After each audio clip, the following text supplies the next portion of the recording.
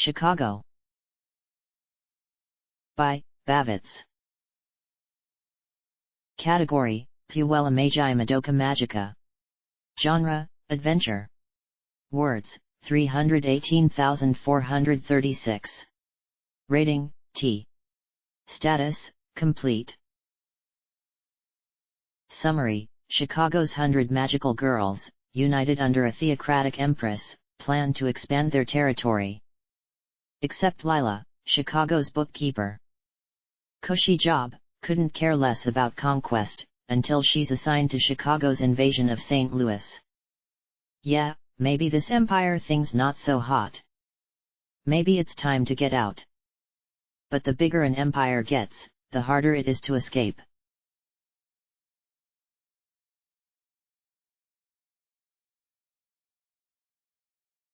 Chapter 1, Make taut their slack minds and bodies. First arc, St. Louis.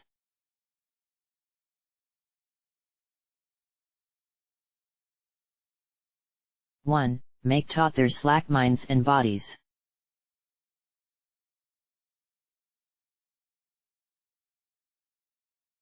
A coyote darted between the orange groves. Clown Muffle only saw it a moment, its eyes went white in the moonlight. "Doggy," she called, but it did not come back. Too bad, she had a bag of bones to feed it. She dragged the corpse to the center and planted her shovel. In summer the sun baked the soil solid, but in lukewarm December it churned beneath her spade. The pit deepened. Worms and roots wriggled. She climbed out the hole, shoved the corpse inside, and buried it. She patted down the dirt, stomped her feet, and swung the shovel over her shoulder. Before her sat Cubey. "You're in trouble, Miss Viscara." "Maybe I am, maybe I'm not." "Two magical girls have arrived. They intend to kill you." Clown Muffle scooped Cubey onto her shoulder and surveyed all directions down the orange groves. 4 immense radio antennae blinked beyond. She plucked a ripe fruit and bounced it on her palm. "They know me." "Miss Leva and Miss Vio. You mentored both. I apologize for this inconvenience, as under normal conditions I would have terminated their contracts before their grievances reached this severity, but I have recently relocated one of my specialists to Minneapolis." Blup blup, blup. Nobody used their real names, but Cubey insisted on it, so Clown Muffle never knew who he talked about. "I prefer to avoid fatalities outside of proper termination protocol, so please flee before there's a confrontation." "There won't be fatalities." "I do not trust your assessment." Clown Muffle stroked his head with 2 fingers. He had velvety fur, like a real bunny rabbit. "Goochie goo, you're a cutie." She stuck her tongue at him. "I'm no murderer. We'll talk and resolve things like real magical girls, you'll see." Sigh. This sigh, who knew what meant it? Cubey felt no emotion, he feigned even disappointment for tactical purpose. Ah well, it didn't matter. Her once and future friends had arrived. 1, already transformed, emerged 7 rows ahead. The newest girl in the area. She had a witch hat with a buckle and a bend at the tip. Her fellow, more veteran, appeared 7 rows behind Clown Muffle in an elegant old gown. Silver bells jingled from her fichu and the puffy cuffs that bound her otherwise skin-tight sleeves. The costumes of other girls fascinated Clown Muffle. She digested for hours images online, the unique personalization each added to familiar archetypes. The rookie girl, a prime example of exactly this point, a cliché witch costume, no? Several similar girls existed, Clown Muffle could rattle 5 or 6 off her head. Yet only this rookie girl's hat had the little bend at the tip. Why the bend? Why'd her subconscious desires, when they designed her uniform the moment she extracted her soul from her heart, why'd they give her this bend downward? Why the little bend? Clown Muffle pointed. Said the witch. Fuck your non sequiturs, Bernie. Cube say why we're here, yeah. Miss Laila.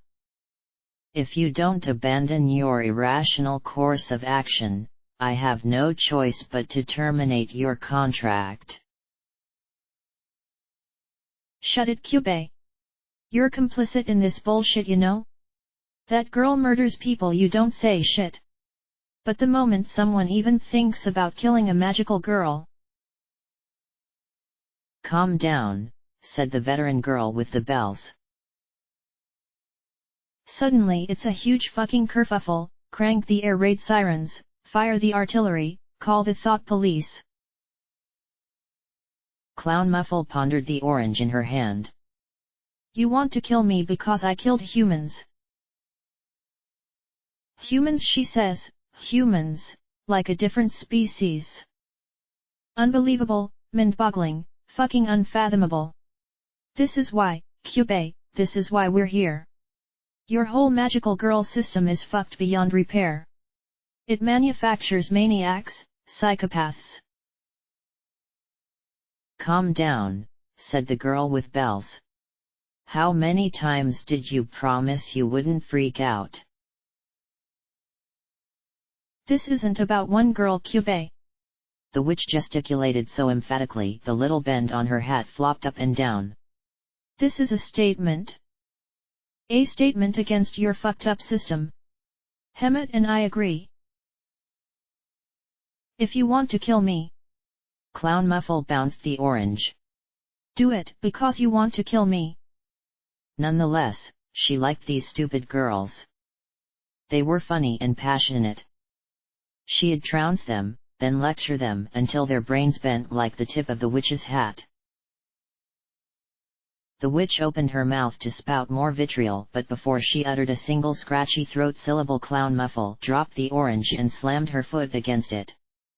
It shot between the groves and exploded in pulp against the witch's face. She fell, thump. Clown Muffle turned to Hemet, the Bells girl. She could never remember these geography names magical girls gave themselves. You two made a poor decision. Hemet, unamused, swung her hands together, her clap resounded with a metallic twang. On either side of Clown Muffle manifested the halves of an Iron Maiden, they slammed shut, she bounced forward on a heel, nothing touched her. I won't even transform to demolish you, said Clown Muffle. Then you'll abandon this goofy vigilante scheme and never bother me again. Hemet swung down her hand and an Iron Maiden half appeared above. Its spikes crashed down, Clown Muffle ducked her head a smidge and stepped out of the descent. Against slow-moving wraiths Hemet's attack never failed. But Clown Muffle? Quee. Another maiden and another maiden, Clown Muffle sidestepped. The groves rustled, the soil sifted, 2 more maiden halves manifested longwise beside her to constrict her maneuverability. So Clown Muffle kicked up her legs and landed atop them after they shut beneath her. She slid off the maiden's sleek side and propelled herself toward Hemet like an Olympian long jumper, dipped to the ground as another spickisage swung at her face, struck the soil at a crouch and kicked a spray of dust into Hemet's eyes. Hemet recoiled, Clown Muffle bounced up and slammed the shovel against her skull. A ribbon of blood flashed from the split in Hemet's scalp. She ricocheted off an orange-laden branch and swayed in a lazy diagonal. Clown Muffle's second blow clanged against her stomach and doubled her into a kick in the teeth. Magical girls could dampen the pain their bodies experienced, so you always had to rough them pretty hard. Speaking of which... She glanced over her shoulder at the witch, who should have been sneaking up by then, but she was still face down in the dirt many rows away. unconscious from a single fruit to the face. Overconfidence led to irony, but cautiousness led to overestimation. This moment of distraction allowed Hemet to manifest another Iron Maiden. Clown Muffle stepped aside to avoid it as easily as all the others and clobbered her with a third shovel strike. Hemet had a much harder head than her friend, but the blow brought her to her knees and she spat blood on the leaves. Enough yet! Clown Muffle propped the dripping shovel on her shoulder. It was the same shoulder Cube sat on. She had forgotten about him actually, so he hopped off to avoid a shaft to the face. KKKHHHH, said Hemet. You seem relatively reasonable. Your comrade drag you in? That's okay, I'm not mad. This has been a creative expression of your feelings, I think that's super fun. You're so full of shit, said Hemet. Everything about you disgusts me. I planned this, not Murray. It's true, said Cube. And quite irresponsible. Miss Leva is an impressionable young magical girl that you've irrevocably tainted, Miss Vo. I'm disappointed, although unsurprised. Cube, you said exactly what I was thinking. Clown Muffle made some practice swings with the shovel that whooshed over Hemet's head. Minus the irrevocable part. We're magical girls, empathy is what we do. So let's sort things out, starting with the big elephant. You accused me of murder. Bold claim, hey. Despite her ragged breathing, despite the hand pressed to her lips to stanch the blood, Hemet emitted a glare. Don't act innocent. Murray tracks magic, we tailed you for days. We know what you do for money. Well now, let's be empathetic. I must pay rent somehow. Don't you live with your parents? Hemet's eyes blazed. There are over 7 billion humans on this planet, said Cube. And those Miss Viscera eliminates are often detrimental to your society. Her actions being even mildly controversial makes no sense to me. A deluge of blood slopped from Hemet's mouth as she slammed a maiden onto a Cube, unfortunately less nimble than Clown Muffle. His soft, fluffy alien body flattened beneath the slab of spiked metal, only a semicircle of gore remained. Ah! Clown Muffle shook her head and pointed a finger at Hemet's face. You have to relax. Allow things to happen naturally, ebb and flow with the pulse of life. We magical girls are instruments of fate, and fate annihilates those who struggle against it. Hemet clamped her teeth around Clown Muffle's extended finger. The teeth did not dig into her skin, did not tear against the bone, did not even register as a physical sensation. Because Hemet did not bite Clown Muffle's finger. She bit the finger's small metal ring. The ring that contained Clown Muffle's soul. The radio antennae in the distance blinked. Hemet's jaw locked against the metal band. An unbearable pain encompassed Clown Muffle's body like it was her whole being in the pinfold grip of Hemet's lips, like some Satan chewed her endlessly. She screamed, she resisted the urge to pull back. If she pulled back the ring would come off in Hemet's mouth and then. All the while Hemet's mind spouted, you murder human beings and don't even consider it wrong, in fact you laugh about it, and no police will find you, no court will try you, there's only one way for you to pay for your crimes and that is... Hemet's soul gem hung from her neck, embedded in the largest silver bell of her jangly uniform. The teeth dug deeper, Clown Muffle's ring cracked, her insides started to disintegrate and a white lava poured over her vision. She raised the shovel and slashed.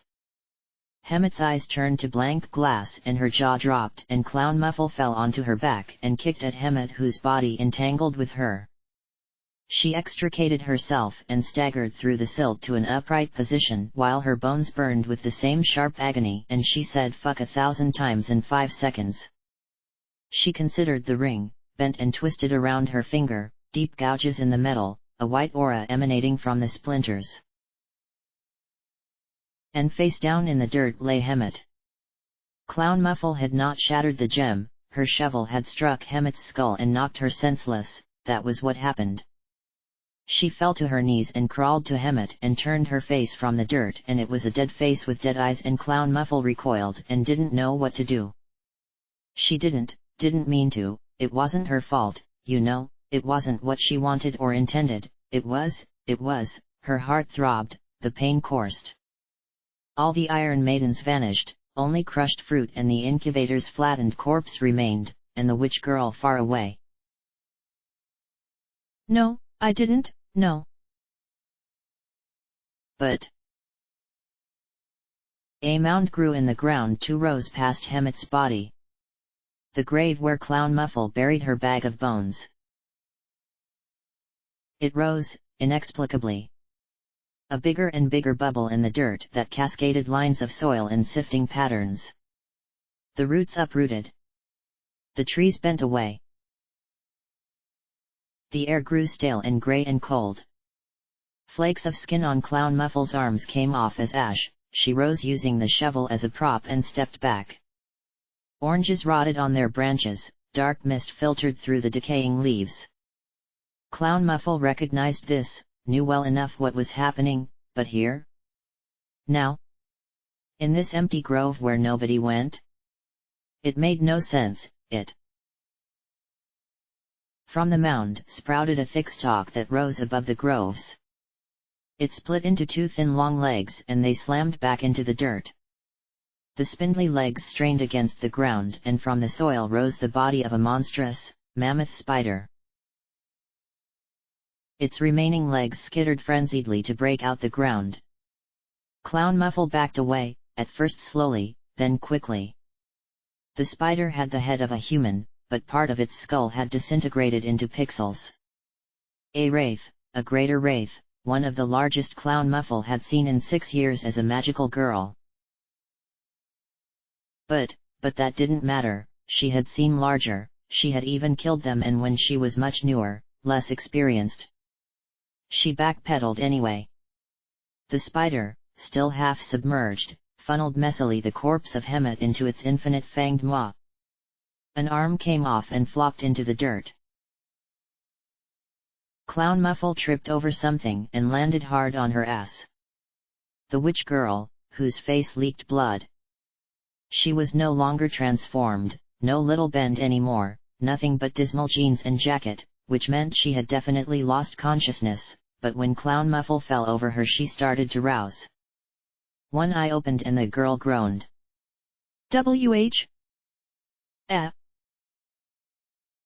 The spider scrambled forward on its 8 legs. Its bulbous abdomen dredged a trench through the soil. The witch had time to scream and clutch Clown Muffle's sweater before the spider seized her legs in its jaw. Its fangs gnashed, the shins snapped. Clown Muffle, she was a magical girl, she had to protect. This thought galvanized her, whatever mental block had formed this unknown emotion of fear dispersed, she extended her hand with the ring and transformed. Or tried to transform. The moment she activated her magic, utter and ineffable agony seared her body. She shut down at once, nothing happened, she remained without miracle vestments and whimsical armaments, only a shovel still blood-smirched. The spider's fangs drove into the witch's stomach, the blood splattered across Clown Muffle's body. No magic. Okay. Clown Muffle planted the shovel into the spider's face, into the hollow of its skull from which the pixelated distortion spread. She drew back her palm to strike the handle and dig the spade deep into its brain, but before she connected the spider reared back. The witch's body flapped from its open mouth as its barbed front legs swiped at Clown Muffle. She rolled away from the first, but the second snagged her sweater and ripped through her skin. Blood rushed from Clown Muffle's gash. The spider brought down its forelegs to gore her through the skull, but not all her senses had departed, and she somersaulted forward, leapt out of the roll, seized the witch's dangling hands, and tried to pull her down. But the spider's maw was too strong, it tilted back its head and slurped. The shovel remained embedded in its face. Clown Muffle knew her opportunity, she held onto the witch's hands and shot upward as more and more of the witch disappeared into the creature. At the highest point, when only head and arms remained uneaten, Clown Muffle swung. The upward momentum carried her, she passed between the clawing forelegs, she bent one leg and sent the knee into the handle of the shovel. The shovel went in. Deep. The spider's eldritch form seized up, its legs ossified, the abdomen sagged. The entire spade passed through the sickly grey static of its skull, only the handle jutted out. The spider wraith remained frozen in this position. Then it dissolved. Clown Muffle, the witch, the mangled remains of Hemet, and the corpse of the man she had buried spilled to the ground. Plus, as a glittery prize, a pile of grief cubes. The witch, although a bloody husk with a head and arms, thrashed amid the soot toward Hemet's body. Steph, oh fuck, oh my fucking god, Steph. Then she looked at Clown Muffle, a terrible glint in a maddened eyeball that roved within a deep-set socket. I'll kill you, you'll die, I'll kill you to fucking hell, you'll fucking die. Hooked fingers dug into the ground, she dragged herself Clown Muffle's way and seized her foot. Clown Muffle had no capacity to deal with her, her entire body shook and would not stop. She brought the shovel down on the witch's head and knocked her senseless in a single blow. Then she dropped onto her back and stared at a murky sky for many minutes until she mustered the will to move again. She deposited the witch on the porch of a local magical girl who could heal. The witch would live, she would be fine, she would live. Clown Muffle saved her life. Clown Muffle was a good magical girl, she always had been. Cubey never complained about her, unlike the other magical girls, who were lazy. 6 years. Cubey said less than 1% of magical girls survive that long. Clown Muffle was special, she was good, and she was special. She saved far more people than she killed. Tally them up, count the people she killed and weigh it against the people she saved. The scales shifted, they clanged against the ground resoundingly in her favor. Hemet, Stephanie Vo, Clown Muffle remembered her name now. Clown Muffle ran home to her garage and locked herself inside. All her favorite things rose to meet her, from all walls hung a thick paste of posters, they showed everything: magical girl anime, children's cartoons, talking animated animals, cool optical illusions, MC. Escher homes, fluorescent stickers, cubist artwork. Pretty pastel colors and stark black and white, many smiling faces, many warm images. Clown Muffle went straight to the bathroom and vomited. Afterward, she felt better. She calmed down. She rolled on the hard stone floor, even the floor had posters, but beneath them was still hard stone, and her senses returned one by one. The pain lingered in her body, but dull now, forgettable if she thought of anything else. She pried the mangled ring from her finger and suffered a sharp pang to shift its form to Faberge egg shape.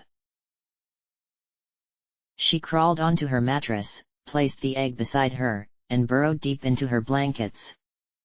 She took out her phone, she needed a distraction, she went to Magnet. Magnet was a forum for magical girls. Rumor claimed it would upgrade soon to a chat room/social media interface, but back in 2008 when it went live, free template message boards were popular and easy to administrate. Clown Muffle had been there from the get-go. Now it had 1,000 users, 50 different boards. Boards for news, advice, romance, memes. Clown Muffle needed only one board, the one where magical girls posted pictures of themselves. 6 new threads. 4 were more recent images of girls she had reviewed before, including a team shot of the Seattle girls, always a treat. 2 were newcomers. Clown Muffle liked to build suspense, so she critiqued the veterans first. It was impossible for magical girls to change how their outfits looked, but sometimes better lighting or a more mature figure helped. Trade-offs, though. Older girls gained sharpness, definition, angularity. But they also lost that joyous charm, that buoyant innocence, that cuteness. Overall, Clown Muffle appreciated magical girls of all shapes, sizes, ages, forms. She never made a critique such as, "I'm not fond of the white mage archetype as a concept." Always something more constructive, such as too much uniformity in design, too much fear to deviate. "It appears your soul gem has been damaged," said a somewhere Cube. Clown Muffle tapped her phone. "While I find the palette a bold deviation from the traditional pastels of the cotton candy archetype, what you gain in originality you sacrifice in legibility. This costume. With this much damage, Miss Viscera, it'll be extremely painful for you to transform. In addition, even if you do transform, you risk damaging the gem, perhaps to a fatal extent. I don't recommend transforming for more than a few minutes per day. In addition, while the costume itself is a solid 5 out of 10, I have concerns about how well it fits your physique and complexion. Your sharp, arched cheekbones clash against the puffy, friendly arrangement, and your... I'm trying to help you, Miss Viscera. If you don't formulate a strategy to deal with this handicap, you'll die." Clown Muffle flung up her blankets and hurled her phone at Cube. She missed, it struck the floor beside him and bounced into oblivion. "I'll deal with it the way I always have." Sigh. Her phone had landed in the corner. She crawled across the room to retrieve it. "If you're so concerned, tell me a magical girl who can fix it. There's gotta be someone somewhere who can heal a soul." It's rare for a soul gem to be significantly damaged without breaking altogether, so it's also rare for a magical girl to have that kind of ability. Rare, but it exists. Someone. There is one magical girl currently stationed in North America with the power to repair damaged soul gems. While it's not my policy to freely provide information about other magical girls, given your long record of model performance, I would be willing to make an exception. However, the however made Clown Muffle slump. She let the coldness of her Hearthstone posters seep into her face. The magical girl in question is also a veteran in good standing. I would jeopardize my relationship with her if I provided her information to a stranger. I assure you, you're jeopardizing your relationship with me. If you don't, tell me. Miss Viscera, you're highly likely to die soon, especially with your current attitude. It's illogical to sacrifice my ability to cooperate with a healthy and valuable magical girl over a damaged one. Clown Muffle curled up. Additionally, There's no guarantee this magical girl, who is something of a misanthrope, would agree to help even if I did tell you her location. And you've far surpassed the average life expectancy of a magical girl, so it's uncertain how much longer you would last even if you did repair your soul gem. No, the risks simply outweigh the benefits. He talked more. He exhorted her to develop strategies for combat either untransformed or that only required her to transform a short time. He offered suggestions and described how magical girls in the past had dealt with such injuries. He was detailed, helpful, and totally useless. Eventually he went away. She deleted the fashion critique she had left half-finished on the cracked screen of her cell phone. Somewhere in North America existed a magical girl who could save her. Might this mystery girl frequent Magnet? Had Clown Muffle ever met her online? If she was a misanthrope, maybe not. But maybe yes. She left the selfie board and for the first time ever opened the help board. Even if the girl herself wasn't online, maybe someone who knew her was. She glanced over the existing topics. The most recent was by the main girl in Minneapolis, who had a 1 out of 10 hyper-bland outfit, among the worst Clown Muffle had ever critiqued. Gah. Forget it, bad idea to post here. Besides, vultures circled this board. San Bernardino was crap territory, but it was territory and girls not so fortunate would peak their ears if they heard a whispered cry for help. And the witch girl. With the bend in her hat. She used Magnet too. Best not to broadcast weakness. Clown Muffle had friends. People like her who liked to talk about costumes and the nice things magical girls did. She had a whole coterie, people she met on Magnet, all with beautiful outfits. She loved her friends, they were bright and passionate people, but could she trust them not to spread rumors? After she stared paralyzed at the cracked screen an indeterminate period, she shook her head. Fear again. Who cared if vultures dropped, who cared if the bent hat witch appeared in the shadow of her mirror? Clown Muffle was a spectacular magical girl. She didn't need to transform to trounce them all. But every tendon under her skin had stretched to the point of snapping. She said fuck it out loud and almost opened a new topic on the help board before she realized one other person she could ask, one person who knew everyone and what they did and where they lived. Denver.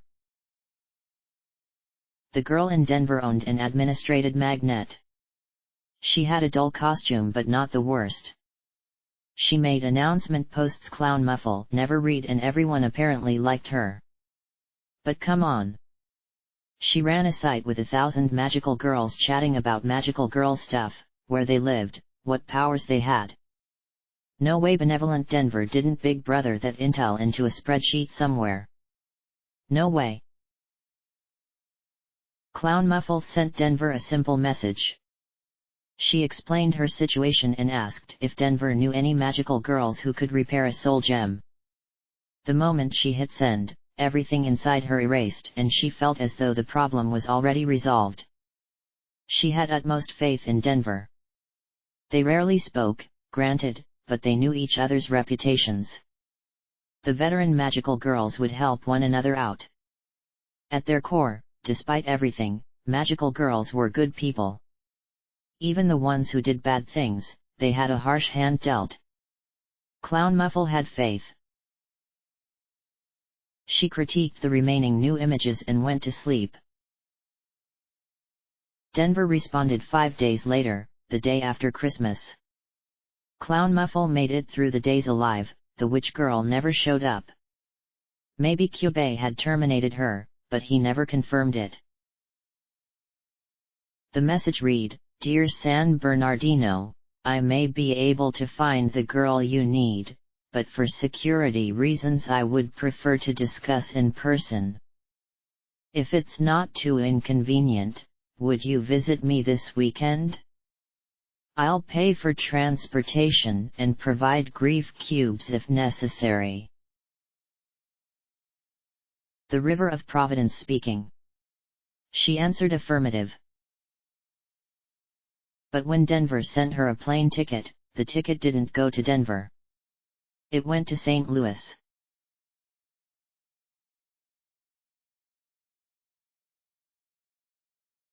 Note: I hope you enjoy. If you feel like it, follow Bavitz on Twitter for updates, Fargo fan art, hot takes, and hotter drama. End of chapter. Chapter end.